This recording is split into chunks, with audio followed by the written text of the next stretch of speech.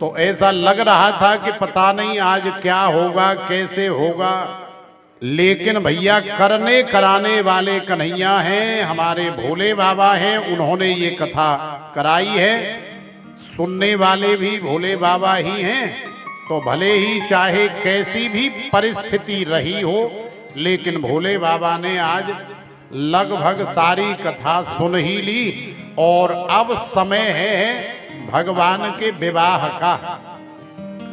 कंस का उद्धार करने के बाद भगवान जो है बड़े हो गए और गुरुकुल में पढ़ने गए।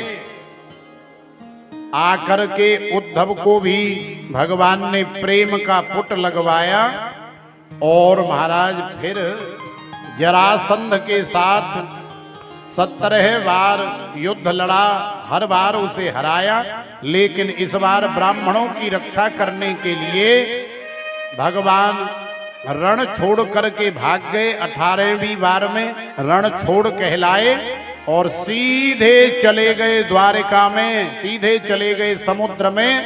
समुद्र में जाकर के भगवान ने एक नगरी बसाई, एक पुरी बसाई। उसका नाम रखा है द्वारिकापुरी या द्वारिका नगरी। तो भगवान बड़े है गए, द्वारिकाधीश बन गए। अब हमारे द्वारिकाधीश का विवाह होना चाहिए। तो गुरुदेव श्री सुखदेव भगवान वर्णन कर रहे हैं कि भगवान भीष्मक सुताम रुक्मिणीम रुचिराननम राक्षसेन विधानेन उपयेम इति श्रुतम। राजा सीद भीष्मको नामः विदर्भाधिपतिर महान तस्य पंचा भवन पुत्रा कन्यई का च वरानना। एक विदर्भ देश के राजा हैं जिनका नाम है भीष्मक। तो भीष्मक जी के 5 लाला हैं, एक लाली है। 5 लालाओं के नाम क्या हैं? रुक्मी है, रुक्म रथ है, रुक्म केसी है, रुक्म बाहु है और महाराज रुक्म माली है। और लाली का नाम क्या है? लाली का नाम है रुक्मिणी। इन सब की एक ही राशि है।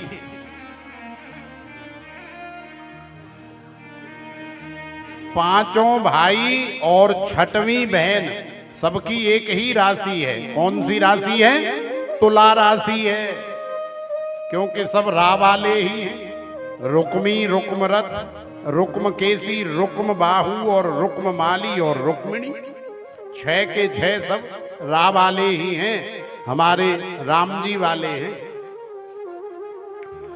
तो देखो राजा भीष्मक बड़े सत्संगी हैं और जो लोग सत्संगी होते हैं, सीधे साधे होते हैं, भोले भाले होते हैं, छल कपट दंभ पाखंड से रहित होते हैं, भगवान उनके ऊपर अनुग्रह करते हैं। उनके घर में संतों को भेजते रहते हैं, क्योंकि संत आते हैं तो हरि की कथा आती है और हरि की कथा आती है तो फिर एक दिन महाराज हरि भी आ जाते हैं।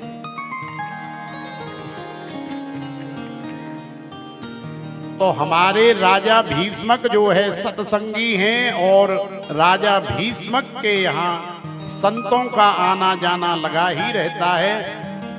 संत नारद जी महाराज भी पधारते हैं। जब जब संत आते हैं तो भगवान की हरि कथा होती है, द्वारिकाधीश की कथा सुनाई जाती है। तो देखो भाइयों के पास समय हो या ना हो, लेकिन बहन बेटी तो घर में ही रहती हैं और बहन बेटी माताओं में तो विशेष भक्ति भाव होता है। तो महाराज रुक्मिणी महारानी बड़े भाव के साथ श्रवण करती हैं, राजा भीष्मक भी सुनते हैं। और यही कई वर्ष सुनते भगवान से प्रेम हो गया, द्वारिकाधीश से प्रेम हो गया। प्रभु का गुणानवाद श्रवण करते करते आज मन में ठान लिया, निश्चय कर लिया कि संसार असार है, संसार अनित्य है, अशाश्वत है।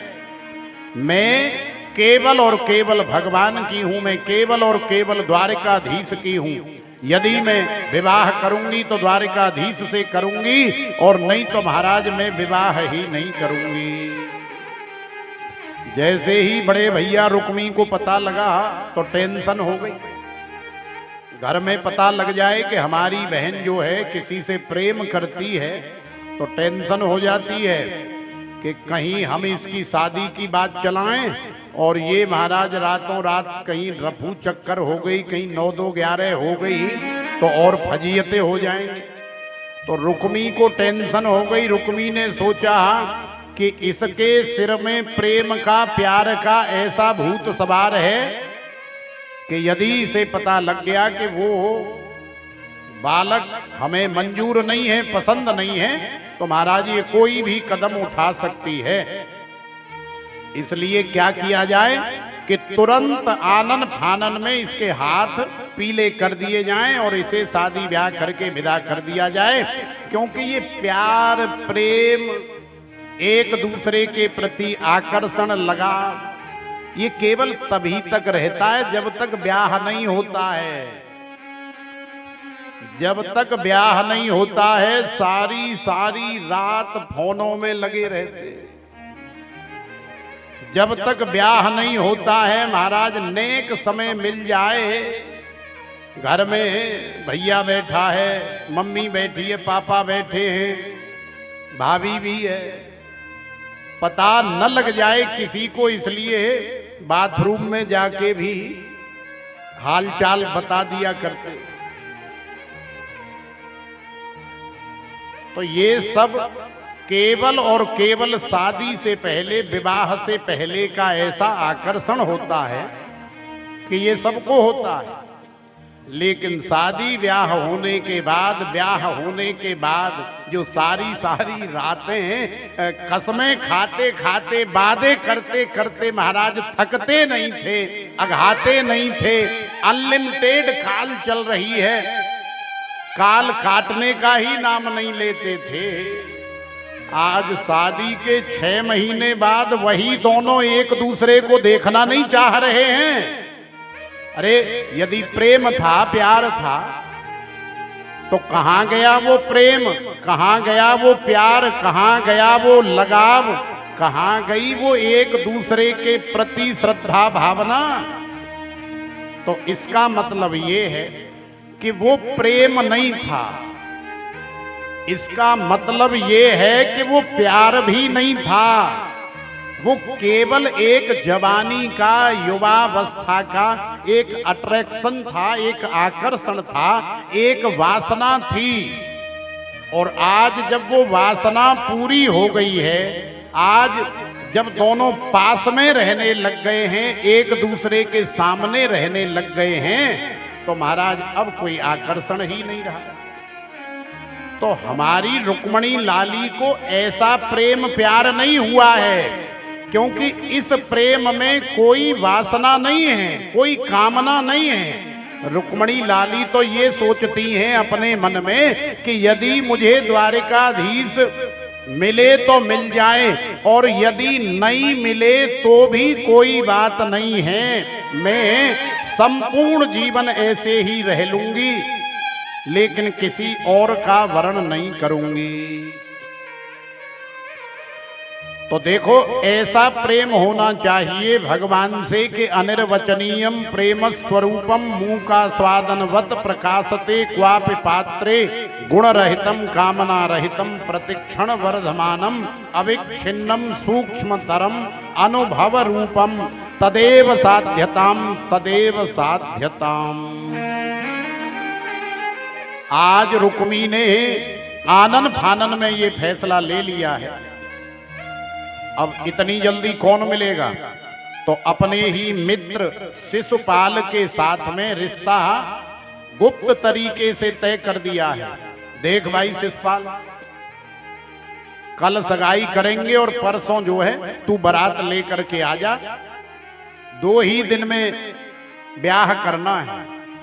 तो शिशुपाल ने सोचा भैया ये तो बहुत अच्छी बात है, मैं तो पहले ही सोच रहा था कि यहाँ इस घर का, इस राजमहल का, इस राजभवन का, इन लोगों का दामाद बन जाऊं तो महाराज बैठे बैठे खाऊंगा, मौज हो जाएगी। तो शिशुपाल तो वैसे ही दुष्ट है। तो जैसे ही रुक्मिणी लाली को पता लगा तो महाराज बहुत भयंकर टेंशन हो गई, रुदन करने लगी और आज कांपने लगी, घबराने लगी कि यदि शिशुपाल मुझे वरण करने आया तो मैं जहर खा करके मर जाऊंगी, फांसी लगा करके मर जाऊंगी, लेकिन शिशुपाल के साथ विवाह करके नहीं जाऊंगी। भाभी ने देखा तो भाभी ने उपाय बताया, बेटा ऐसा कर, तू अपने मन के भाव एक कागज पे लिख दे, एक चिट्ठी में लिख दे, मैं पंडित जी बुला देती हूँ और पंडित जी को हम लोग द्वारिका में भेज देते हैं, द्वारिकाधीश के पास पहुंचा देते हैं। यदि वो भी तुझे प्रेम करते होंगे तो जरूर कोई न कोई तेरा इंतजाम, तेरी व्यवस्था अवश्य ही करेंगे। तो आज रुक्मिणी ने अपने हृदय का भाव चिट्ठी में लिखा है और वही चिट्ठी पंडित जी महाराज लेकर के द्वारिका में गए। द्वारिका में राज दरबार सजा हुआ है, द्वारिकाधीश बैठे हैं। पंडित जी महाराज ने चिट्ठी ले जा करके दी तो भरी सभा में द्वारिकाधीश ने चिट्ठी पढ़ी और चिट्ठी पढ़ करके हंसने लगे, मुस्कुराने लगे। क्यों हंसे, क्यों मुस्कुराए? वो इसलिए कि चिट्ठी में कुछ ऐसा लिखा हुआ था। क्या लिखा हुआ था? कि मैं तुमसे इतना प्रेम करती हूं कि यदि तुम मुझे कल लेने के लिए नहीं आए तो मैं जहर खा करके या आग लगा के या फांसी लगा करके मर जाऊंगी। तो द्वारिकाधीश अपने मन में सोच रहे हैं, कैसी बाबरी कुड़ी है, कैसी बाबरी छोरी है, हमको कभी इसने देखा नहीं, हमने कभी ये देखी नहीं, कभी कहीं मिले नहीं और एक तरफा इतना प्रेम करने लगी। कह रही है कि मैं मर जाऊंगी, परसों मेरी बारात आ रही है, कल मुझे मंदिर में पूजा के लिए ले जाया जाएगा, उसी बीच आपको आना है और मुझे मंदिर से ही बाहर निकाल करके ले जाना है। अब कैसे ले जाओगे, क्या करोगे महाराज, ये सब आप जानो, मुझे नहीं पता है, लेकिन हाँ मैं इतना बता रही हूं कि कल मैं घर से बाहर जाऊंगी। तो द्वारिकाधीश सोच रहे हैं, देखो कैसी ही भोली भाली सूधी साधी है, इतना प्रेम करती है। और फिर अपनी पोल पट्टी भी बता दी कि मैं कल मंदिर जाऊंगी पूजा करने, तो वहां 2-4 घंटे लगेंगे, महाराज आप आ जाना और मुझे वहीं से निकाल करके ले जाना। तो द्वारिकाधीश जान गए, समझ गए कि ये है सच्चा प्रेम, और जो भगवान से इस हद तक सच्चा प्रेम करता है कि हे प्रभु यदि आप नहीं आए या आप नहीं मिले तो मैं अपने प्राणों का ही त्याग कर दूंगा या कर दूंगी।